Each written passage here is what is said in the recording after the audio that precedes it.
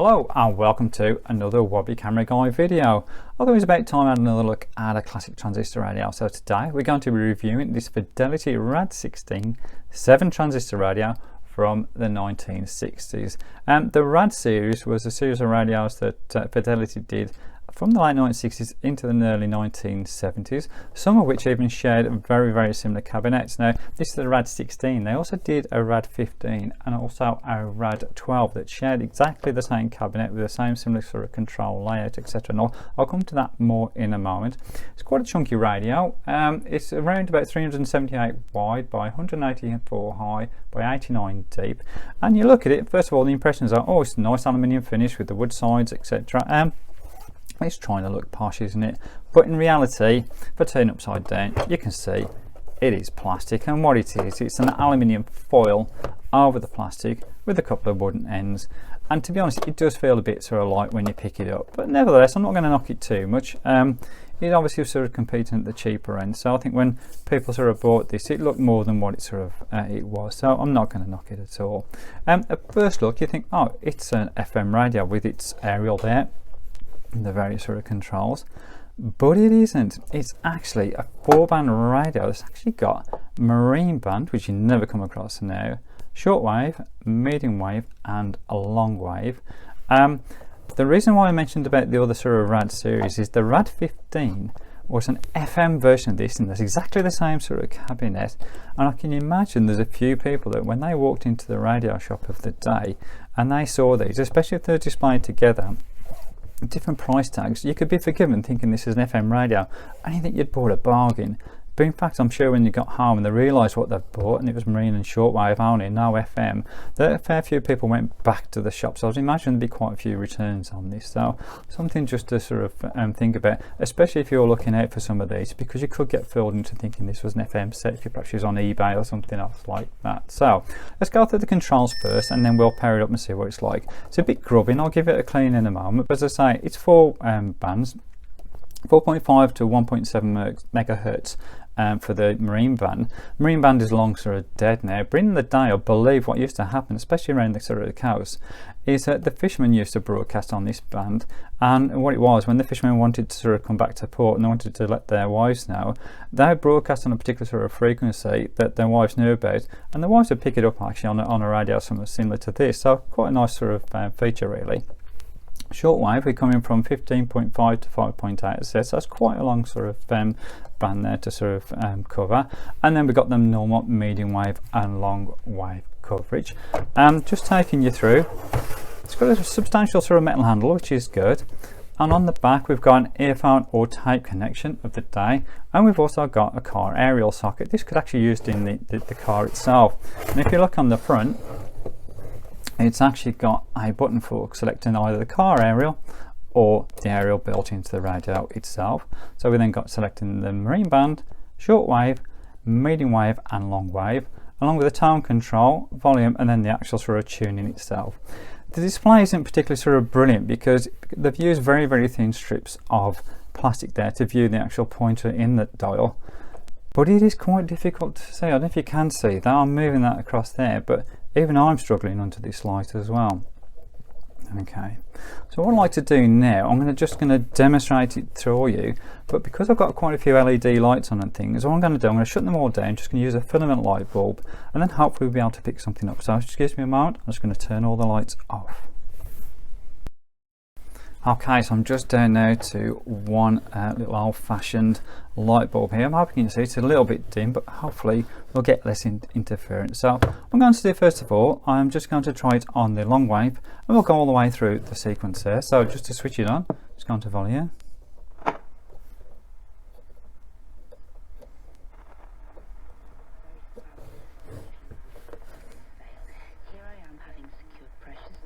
Supreme expert on failure, only to lose my nose. Oh, God, this is awkward. Oh, okay. Let's look at someone else failing gloriously. Cup of tea, anyone? A 9-year-old brownie from Mansfield, Lisa Musgrove. Okay, so that's radio 4. Let's see if we can pick anything else up on that long wave.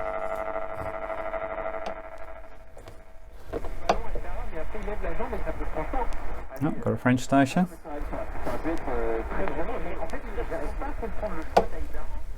What else we got? Come towards the end of that. I think here it's a bit clunky. It's not the best quality. Let's go up the other end, see what we've got. Less than 658. Is there anything up this end? Oh, you can hear that. Just trying to get through. There you go. So that's a long way. Let's try medium wave.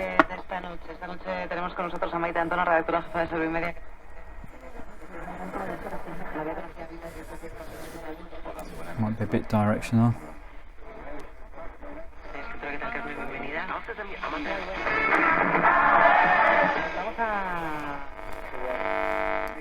While watching the 3 games last night. I was not busy working, but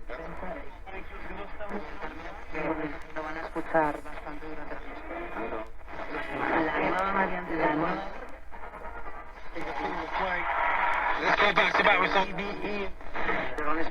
Okay, so that's not bad. Let's try the shortwave now. I'm going to pop this aerial right up, and it's quite a long aerial, well over 600mm or more. So get the most of it. There we go. Let's try from the bottom end. So we're going from 15.5 megahertz, and we'll go all the way back up to 5.8. So there might not be much down on this end. I'm not sure if you can see the dial there. It is awkward, but I'll try and angle it without breaking my aerial.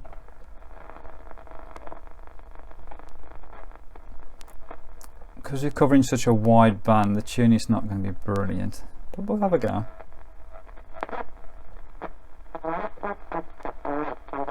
Something there, not quite coming through.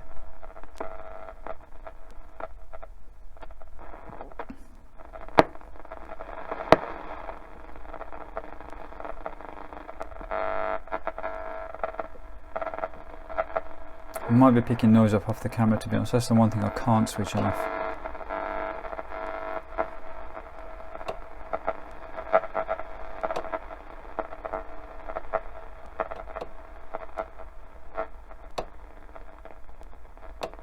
Again, you can hear that clunk. That's the actual sort of the actual chord that you use for the tuning dial just slipping. Oh, hang on.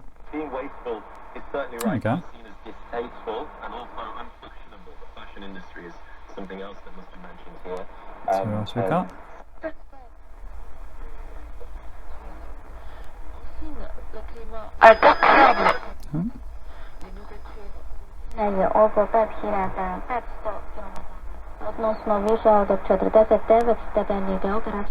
Going.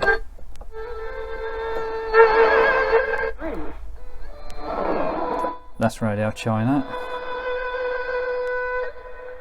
Cari amici ascoltatori, ora ascoltiamo insieme la melodia per arco I take it back. That sounds more like Italian. And yet, didn't that sound like Chinese music? negli anni 20 del secolo scorso. Okay. Anything else?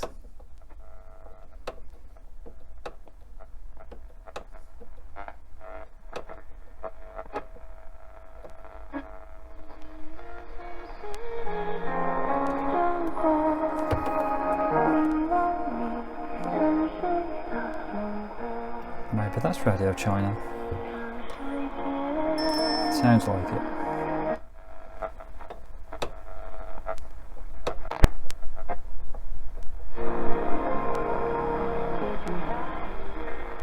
Okay, so we're picking up quite a few stations. I'll just do Marine Band just for the hell of it, but there is nothing there. I'll quickly run through that. No, it isn't. That's a shame. I think they actually use that frequency now for like more the tropical areas rather than the northern sort of European area.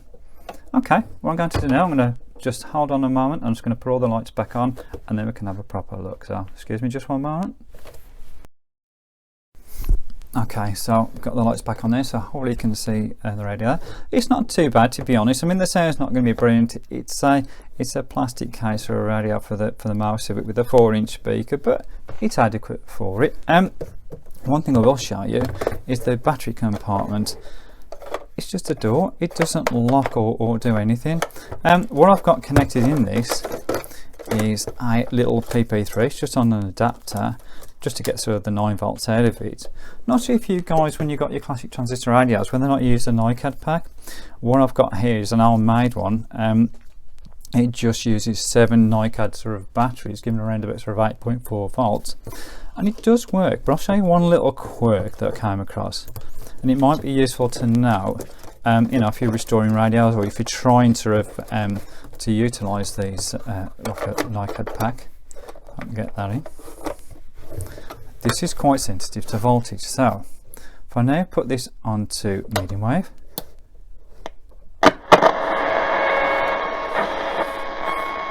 okay, we've got all the noise. There's £25 million But you of can hear prizes it. to be won with me. Put it onto long wave.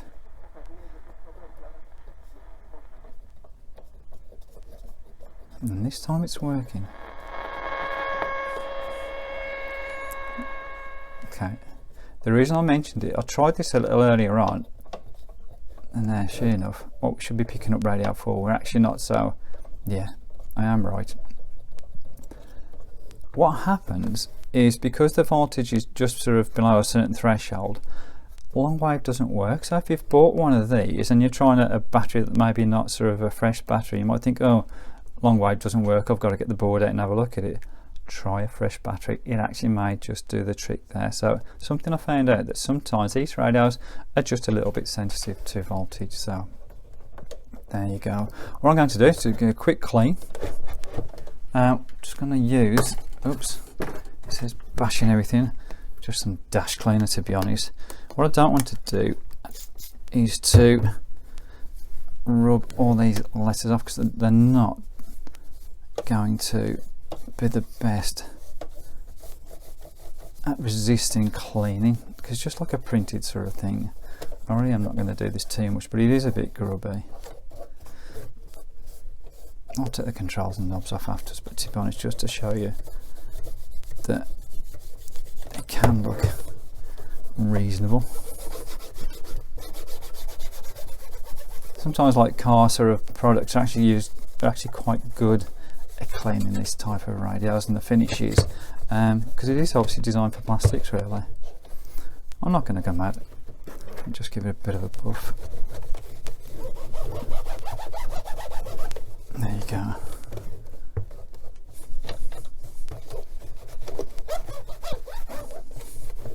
Something like that. If you've got radios like this that have got wooden sides on them and you're wondering how to clean them up, especially if they're a bit dull and lifeless, what I use is Danish oil, which you can get from the likes of B&Q. And all I do is get a little bit, get a rag, and just gently go over the sides. So I'll just show you here, hopefully you can see. I'll just do the one side just so you've got an idea. As I say, this is not the best condition radio in the world, but I'm not going to knock it. It's well over 50 years old, it's still working, it's had nothing done to it, so I'm not going to fault it for that. Okay, just quickly doing this. This looks a little bit glossy, but it does dry to quite a nice matte finish. It's a very simple way of just making that radio just a little bit more presentable. There you go, put it away. And there you have it. It's the Fidelity RAD 16 7 transistor radio from around about 1969. Hope you enjoyed this. If you did, then please hit that like button, it helps others to find my channel. And if you look on my channel as well, I've got loads of reviews on some vintage transistor radios, as well as radios from the present day. I have quite a lot at having cheap radios from China and doing reviews on those, especially the shortwave ones, and there's plenty of other stuff on my channel as well, so pop across if you've got time and have a meander. So anyway, thanks for watching, and I'll catch up with you soon.